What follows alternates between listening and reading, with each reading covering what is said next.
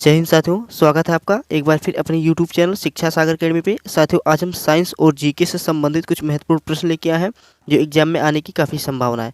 साथियों, जितने भी प्रश्न लेके आए हैं ये सभी एग्जाम की दृष्टि से काफ़ी महत्वपूर्ण है। तो साथियों, आपसे विनती है कि आप वीडियो को बिना स्किप के वीडियो को पूरा देखिएगा, क्योंकि साथियों प्रश्न ज़्यादा नहीं है, केवल 10 ही प्रश्न हैं, लेकिन जितने प्रश्न हैं काफ़ी महत्वपूर्ण प्रश्न हैं।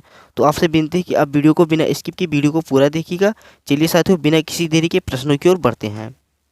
साथियों, स्क्रीन पे आपको प्रश्न नंबर 1 दिखाई दिया होगा कि दांतों का अध्ययन क्या कहलाता है। साथियों, प्रश्न की दांतों का अध्ययन क्या कहलाता है। ऑप्शन नंबर ए है ओडोंटोलॉजी, ऑप्शन नंबर बी है पैथोलॉजी, ऑप्शन नंबर सी है पेडोलॉजी और ऑप्शन नंबर डी है ऑर्निथोलॉजी। साथियों, ऑप्शन नंबर डी है ऑर्निथोलॉजी। प्रश्न साथियों, दांतों का अध्ययन क्या कहलाता है। तो साथियों, दांतों का अध्ययन ओडोंटोलॉजी कहलाता है। तो ऑप्शन नंबर ए साथियों इसका सही उत्तर है। साथियों, दांतों का अध्ययन जो है ओडोंटोलॉजी कहलाता है। ऑप्शन नंबर ए इसका सही उत्तर है। और साथियों, पैथोलॉजी जो है या इसमें रोगों का अध्ययन होता है। पैथोलॉजी इसमें रोगों का अध्ययन होता है। और पेडोलॉजी में साथियों मिट्टी का अध्ययन होता है। साथियों, पेडोलॉजी में मिट्टी का अध्ययन पेडोलॉजी में होता है और ऑर्निथोलॉजी में साथियों पक्षियों का अध्ययन किया जाता है। तो साथियों, ऑर्निथोलॉजी में किसका अध्ययन किया जाता है। साथियों, पक्षी का अध्ययन किया जाता है। और साथियों, प्रश्न पूछा गया था कि दांतों का अध्ययन क्या कहलाता है। साथियों, दांतों का अध्ययन ओडोंटोलॉजी कहलाता है। चलिए प्रश्न नंबर 2 की ओर बढ़ते हैं। साथियों, स्क्रीन पे प्रश्न नंबर 2 दिखाई दिया कि रेशम कीट पालन को क्या कहा जाता है। साथियों, प्रश्न की रेशम कीट पालन को क्या कहा जाता है। ऑप्शन नंबर ए है vermiculture, option number B है सेरीकल्चर, ऑप्शन नंबर सी है पीसी कल्चर और ऑप्शन नंबर डी है एपी कल्चर। साथियों, प्रश्न की रेशम कीट पालन को क्या कहा जाता है। तो साथियों, रेशम कीट पालन को सेरीकल्चर कहा जाता है। तो ऑप्शन नंबर बी इसका सही उत्तर है। साथियों, रेशम कीट पालन को सेरीकल्चर कहते हैं और वर्मी कल्चर साथियों या केचुए की खेती से संबंधित है। साथियों, या केचुए की खेती से संबंधित है। साथियों, वर्मी कल्चर केचुए की खेती से संबंधित है। और साथियों, साथ में है पीसी कल्चर। तो साथियों, पीसी कल्चर जो है या मछली उत्पादन से संबंधित है। साथियों, या मछली पालन से संबंधित है। साथियों, जो पीसी कल्चर है मछली पालन से संबंधित है और एपी कल्चर जो है या शहद और मधुमक्खी के पालन से संबंधित है। साथियों, शहद या मधुमक्खी के पालन से संबंधित है। तो साथियों, प्रश्न था कि रेशम कीट पालन को क्या कहा जाता है। तो साथियों, रेशम कीट पालन को सेरीकल्चर कहा जाता है। इस प्रश्न का सही उत्तर है ऑप्शन नंबर बी। साथियों, वर्मी कल्चर केचुए की खेती को कहते हैं, पीसी कल्चर मछली के पालन को कहते हैं और एपी कल्चर शहद या मधुमक्खी के पालन को कहा जाता है। और साथियों, रेशम कीट पालन को सेरीकल्चर कहा जाता है। चलिए अगले प्रश्न की ओर बढ़ते हैं। अगला प्रश्न साथियों काफ़ी अच्छा प्रश्न है। साथियों, एसएससी एमटीएस में पूछा गया प्रश्न है। साथियों, या एमटीएस में पूछा गया प्रश्न है कि चुटका परमाणु संयंत्र कहाँ पर स्थित है। साथियों, प्रश्न है चुटका परमाणु संयंत्र कहाँ पर स्थित है। ऑप्शन नंबर ए है Madhya Pradesh, option number B है Uttar Pradesh, option number C है तमिलनाडु और ऑप्शन नंबर डी है गुजरात। तो साथियों, चुटका परमाणु संयंत्र यह मध्य प्रदेश राज्य में स्थित है। तो इसका सही उत्तर है ऑप्शन नंबर ए मध्य प्रदेश। साथियों, चुटका परमाणु संयंत्र मध्य प्रदेश में स्थित है। काफ़ी अच्छा प्रश्न था साथियों, यह एसएससी एमटीएस में पूछा गया प्रश्न था। चलिए अगले प्रश्न की ओर बढ़ते हैं। साथियों, स्क्रीन पे प्रश्न नंबर 4 है। प्रश्न है साथियों, विश्व खाद्य प्रोग्राम WFP जिसे साथियों वर्ल्ड फूड प्रोग्राम कहते हैं, इसका मुख्यालय कहाँ पर स्थित है। साथियों, प्रश्न है कि विश्व खाद्य प्रोग्राम का मुख्यालय कहाँ पर स्थित है। ऑप्शन नंबर ए है Rome Italy, option number B है स्विट्जरलैंड, ऑप्शन नंबर सी है भारत और ऑप्शन नंबर डी है मनीला फिलीपींस। साथियों, विश्व खाद्य प्रोग्राम का मुख्यालय कहाँ है। तो ऑप्शन नंबर ए साथियों इसका सही उत्तर रोम इटली में है। साथियों, विश्व खाद्य प्रोग्राम का मुख्यालय रोम इटली में है। ऑप्शन नंबर ए इसका साथियों सही उत्तर है। चलिए अगले प्रश्न की ओर बढ़ते हैं। अगला प्रश्न साथियों, अंतर्राष्ट्रीय टेबल टेनिस महासंघ का मुख्यालय कहाँ पर है। साथियों, प्रश्न है कि अंतर्राष्ट्रीय टेबल टेनिस महासंघ का मुख्यालय कहाँ पर है। ऑप्शन नंबर ए है स्विट्जरलैंड, ऑप्शन नंबर बी है फ्रांस, ऑप्शन नंबर सी है चीन और ऑप्शन नंबर डी है बांग्लादेश।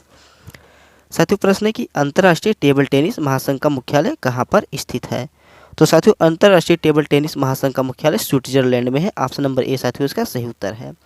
साथियों, स्विट्जरलैंड में स्थित है। ऑप्शन नंबर ए इसका सही उत्तर है। चलिए अगले प्रश्न की ओर बढ़ते हैं। अगला प्रश्न साथियों काफ़ी अच्छा प्रश्न कि हॉर्नबिल उत्सव कितने दिनों तक मनाया जाता है। साथियों जो हॉर्नबिल उत्सव होता है यह कितने दिनों तक मनाया जाता है, और साथियों हॉर्नबिल उत्सव यह कहाँ पे मनाते हैं, तो साथियों यह नागालैंड में मनाया जाता है। साथियों यह नागालैंड में साथियों हॉर्नबिल उत्सव मनाते हैं। और साथियों प्रश्न की हॉर्नबिल उत्सव कितने दिनों तक मनाया जाता है। ऑप्शन नंबर ए है 1 से 10 दिन तक, ऑप्शन नंबर बी है 1 से 5 दिन तक, ऑप्शन नंबर सी है 1 से 15 दिन तक, और ऑप्शन नंबर डी है 1 से 21 दिन तक। तो साथियों हॉर्नबिल उत्सव यह 1 से 10 दिन तक मनाया जाता है। तो ऑप्शन नंबर ए इसका सही उत्तर है। हॉर्नबिल उत्सव साथियों 1 से 10 दिन तक मनाया जाने वाला उत्सव है। ऑप्शन नंबर ए इसका सही उत्तर है। और साथियों हॉर्नबिल उत्सव नागालैंड में मनाते हैं। चलिए अगले प्रश्न की ओर बढ़ते हैं। अगला प्रश्न साथियों काफ़ी अच्छा प्रश्न है। प्रश्न की कॉफ़ी का सबसे बड़ा उत्पादक राज्य है। साथियों कॉफ़ी का जो सबसे बड़ा उत्पादक राज्य है यह कौन सा राज्य है। ऑप्शन नंबर ए है गोवा, ऑप्शन नंबर बी है केरल, ऑप्शन नंबर सी है कर्नाटक, और ऑप्शन नंबर डी है पश्चिम बंगाल।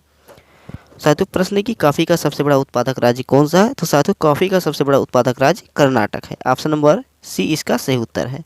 साथियों कर्नाटक जो है यह कॉफ़ी का सबसे बड़ा उत्पादक राज्य है। ऑप्शन नंबर सी इसका सही उत्तर है। चलिए अगले प्रश्न की ओर बढ़ते हैं। अगला प्रश्न साथियों काफ़ी अच्छा प्रश्न है कि अंतर्राष्ट्रीय चाय दिवस कब मनाया जाता है। साथियों अंतर्राष्ट्रीय चाय दिवस कब मनाया जाता है। ऑप्शन नंबर ए है 21 मई, ऑप्शन नंबर बी है 2 दिसंबर, ऑप्शन नंबर सी है 5 अप्रैल, और ऑप्शन नंबर डी है 14 जनवरी। साथियों प्रश्न है कि अंतर्राष्ट्रीय चाय दिवस कब मनाया जाता है। तो साथियों अंतर्राष्ट्रीय चाय दिवस 21 मई को मनाते हैं। ऑप्शन नंबर ए साथियों इसका सही उत्तर है। अंतर्राष्ट्रीय चाय दिवस 21 मई को मनाते हैं। और साथियों कॉफ़ी दिवस 1 अक्टूबर को मनाते हैं। साथियों 1 अक्टूबर को क्या मनाते हैं साथियों, कॉफ़ी दिवस मनाते हैं। तो साथियों 1 अक्टूबर कॉफ़ी दिवस होता है और 21 मई चाय दिवस मनाते हैं। साथियों अंतर्राष्ट्रीय चाय दिवस 21 मई को मनाते हैं और कॉफ़ी दिवस 1 अक्टूबर को। चलिए अगले प्रश्न की ओर बढ़ते हैं। अगला प्रश्न साथियों बहुत अच्छा प्रश्न है कि शरीर निर्माणकारी तत्व किसे कहा जाता है। साथियों प्रश्न की शरीर निर्माणकारी तत्व किसे कहा जाता है। ऑप्शन ए है प्रोटीन, ऑप्शन बी है कार्बोहाइड्रेट्स, ऑप्शन नंबर सी है विटामिन, और ऑप्शन नंबर डी है वसा। साथियों प्रश्न है शरीर निर्माणकारी तत्व किसे कहा जाता है। तो साथियों शरीर निर्माणकारी तत्व प्रोटीन को कहा जाता है। तो ऑप्शन नंबर ए साथियों इसका सही उत्तर है। और साथियों प्रोटीन की खोज करने वाले मोल्डर थे और इसका नाम जो है इसका नामकरण जो प्रोटीन का है इसे वर्जीलियस ने इसका नामकरण दिया था। तो साथियों प्रोटीन के खोजकर्ता मोल्डर थे और इसका नाम देने वाले वर्जीलियस थे। और साथियों प्रोटीन को शरीर निर्माणकारी तत्व कहा जाता है। चलिए अगले प्रश्न की ओर बढ़ते हैं। अगला प्रश्न है प्रश्न नंबर 10 है साथियों काफ़ी अच्छा प्रश्न है कि दाल में पाई जाने वाली प्रोटीन है।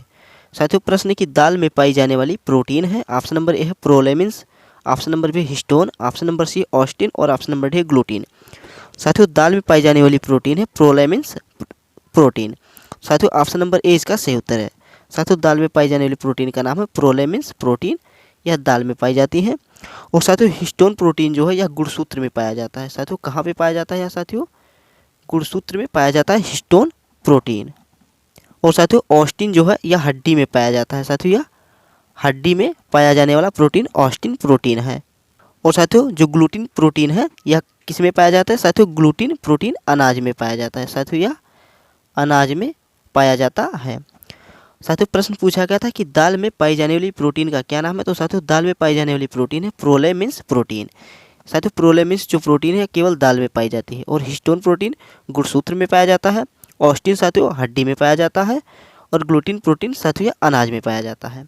बस साथियों प्रश्न यहीं तक थे। आशा करता हूँ आपको वीडियो अच्छा लगा होगा। साथियों अगर वीडियो अच्छा लगा है तो प्लीज़ आप वीडियो को लाइक कर दीजिए। और साथियों इस वीडियो का लिंक अपने दोस्तों के साथ शेयर करना मत भूलिएगा।